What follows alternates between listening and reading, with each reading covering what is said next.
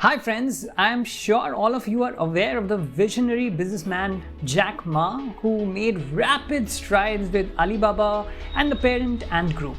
The group became so big that it was geared up to break all records with a massive $37 billion IPO last year in November. But something happened in the course that did not go down very well with the Chinese government, and a suspension was ordered immediately. Now you would ask, why am I talking about Alibaba and Ant Group's IPO when the video is about Paytm? Well, it certainly has a connection.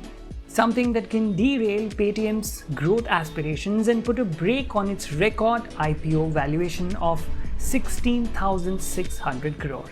Let's try to understand how in this episode of Decoded.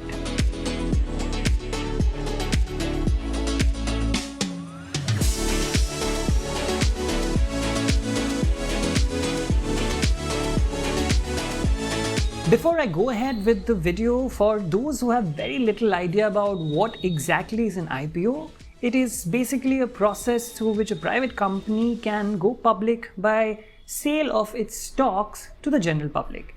In short, you can buy stocks of Paytm now if you are someone who is into buying or selling stocks. Companies raise equity capital with the help of an IPO by issuing new shares to the public, or the existing shareholders can sell their shares to the public without raising any fresh capital. If you are still finding it difficult to understand what an IPO or a stock is, we are here to help.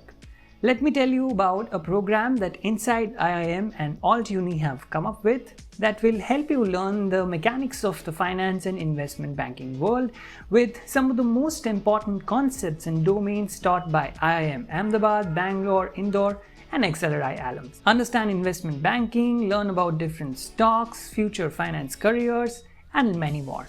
Learn how to apply financial management concepts through this program. If you're interested in the Finance Career Pro program, enroll yourself today. The link is in the description below. And now, let's get back to the video.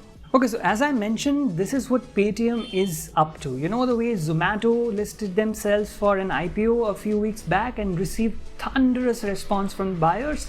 Paytm is expecting something similar. Now, I'm not going to bore you to death by telling you the journey of Paytm and where it stands now. I'll rather share this to quickly explain how the expansion of Paytm has taken place so far. What started off as a clueless company in the year 2000 by founder Vijay Shekhar Sharma by the name 197 Communications, Paytm was formulated officially in the year 2010. By 2014, it started mobile wallets and tested the first big success with the company. Funding started to pour in and Paytm started growing exponentially from there on. Mobile market plus Paytm ने wallet app launch किया और इसके जरिए आप अपने mobile में saved contacts के जरिए अपने दोस्तों को पैसा भेज सकते हैं. Now, much like the Marvel universe, Paytm has its own universe of businesses which often becomes too difficult to keep even track of. 197 Communications, Paytm's parent company, operates Paytm Payments Bank, Paytm General Insurance Limited, Paytm Life Insurance, Paytm Money, Paytm E-Commerce, Paytm Entertainment Limited, among other smaller entities. These combine to give Paytm a strong acquisition channel for its core business of payments through UPI, cards, Paytm Wallet, Paytm Postpaid for credit, and other digital financial services. What it means is that Paytm is essentially fighting with all major players in the market, whether it is e-commerce platforms like Amazon or Flipkart, UPI players like PhonePe or Google Pay, retail merchant apps like Khatabook, credit card companies, and even traditional banks. It is not unknown to anyone how Paytm has always been a loss-making company since its inception, and although it has narrowed it down this financial year, the numbers are still staggering to look at. And this begs the question in the minds of many that, hey, if they are making so much loss year on year, why would anybody buy their stocks in the first place? Well, to understand this, let's get back to Ant Group that I mentioned earlier in the video, who happens to be the largest stakeholders of 197 Communications as well. Wait, did I shatter your idea of Paytm being an Indian company? If I did, I'm really sorry about that. But now that you know, let's move back to the Ant Group. So the story dates back to 2004 when Alibaba Group and its founder Jack Ma established Alipay in Hangzhou, China, a city that literally started China's mobile payment revolution. And to discuss the success of Alipay, we have to incorporate Alibaba or Taobao in it. Alipay was created initially to safeguard the online transactions between consumers and merchants. Users would link their accounts to the bank accounts. Alipay would hold the money until consumers received the product. The Alipay wallet app is being trialled in the Beijing subway at drink vending machines. Uniquely calibrated white noise generated by an Android or iOS Apple device is used to carry digital payment information to a payment kiosk. Initially, people would use an Alipay wallet to pay for Alibaba's products, but later it started providing facilities to pay utility bills as well. It further developed a QR code payment method and started partnering with stores and taxi partners. Mind you, all of this was happening in China before 2014, when Paytm actually did not start these services. We're here already, so I'm gonna pay him using my Alipay wallet app. The Alipay wallet app is integrated with the taxi app, making it very convenient. We're done. These services together with Alipay Wallet transformed Alipay from a single payment application to an integrated consumer and financial ecosystem where the users were able to enjoy holistic services without leaving the application. By 2016, Alipay had over 450 million users, and that drew the government's eyes towards them. At this time, China also witnessed a transition as a state, and just from being a referee in the sidelines, it started becoming an active participant in the fintech and mobile payments game. State-owned institutions like China Investment Corp, China Life, and China Development Bank Capital had all made large investments into Ant Financial, the parent company of Alipay. Also, because the commercial bank branches and ATMs were not enough in numbers when it came to serving people's money needs in China, in contrast to other established economies of US and Europe, letting China government to think about how to make money available for people. And that is when China started to integrate mobile payments in the daily life of its people. What is known as the Hangzhou model was tested by the Chinese government to construct a smart city where problems related to urbanization were targeted.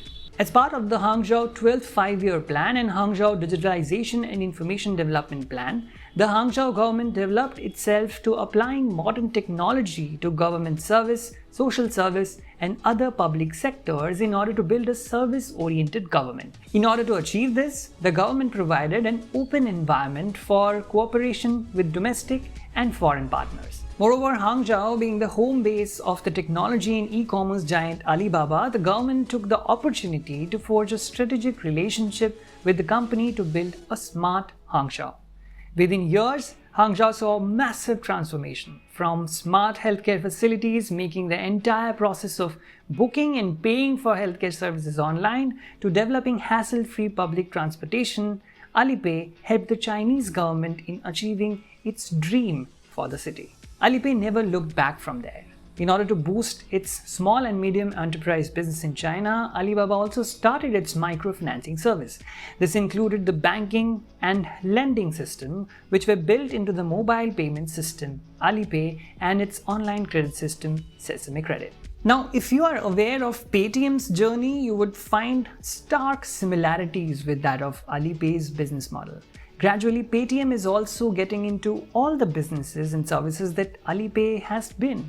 But there is a difference. Paytm Mall is no Alibaba or Taobao, and due to dipping their feet on so many things at the same time, they often burn out a lot of money in customer acquisitions, both in the B2C and B2B fronts. And as Vijay Shekhar Sharma himself pointed out in an event, that demonetization has only helped with the brand building of Paytm and not customer acquisition in a big way.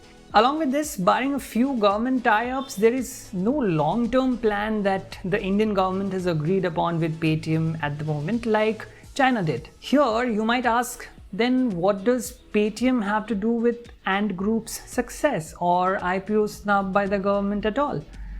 Well, it actually does. It's Paytm Payments Bank that can turn out to be a thorn in the success story of the company, just like it happened in the case of Alipay. Alipay did not just remain a fintech player over the course of its business, it started to get too powerful with all the data and technology that it possessed. With it being present at almost all levels of a customer's life, they had too much control over the people of China, which came in as a threat for the Chinese government.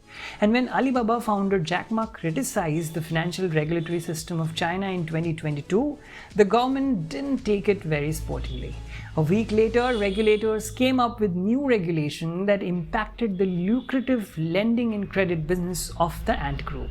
Regulators simply said, hey, you can't be offering so many unregulated loans to so many businesses. You need to stop now. Ant was anyway becoming a bad boy for the banks in China and was trying to be seen as not a contender but an ally.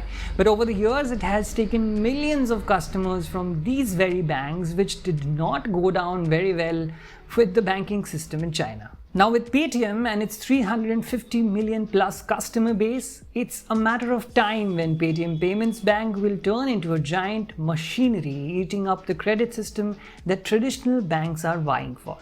Struggling with NPAs and bad loans, banks are bleeding too much money already, and the ongoing pandemic has put added stress on them to survive in the market.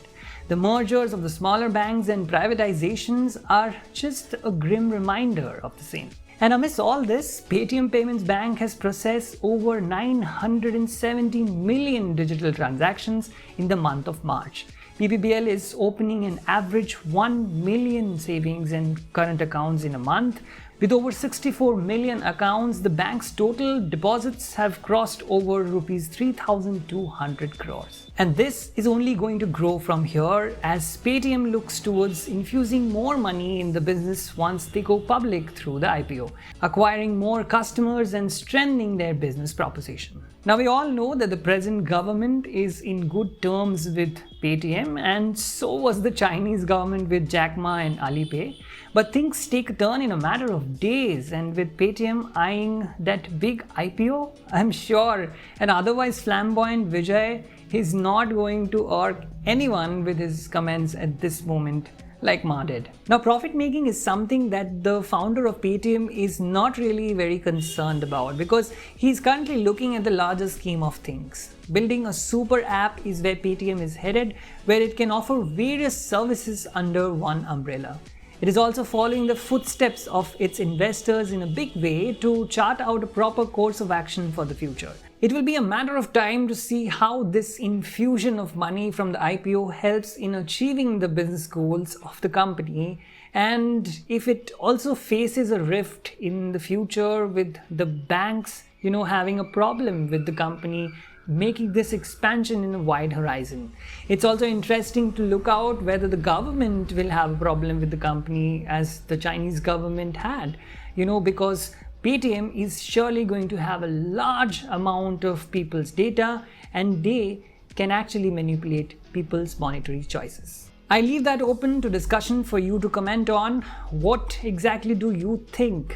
Will it change the game for Paytm, or will it also have to face the wrath just like Alipay? Tell me in the comments below. Alright, that is it for today in this episode. Do let me know in the comments if you liked the video. Hit the like button if you did and share it with others. I'll see you with other more exciting episodes of Decoded here on Inside IIM. This is Paul, your host, signing off.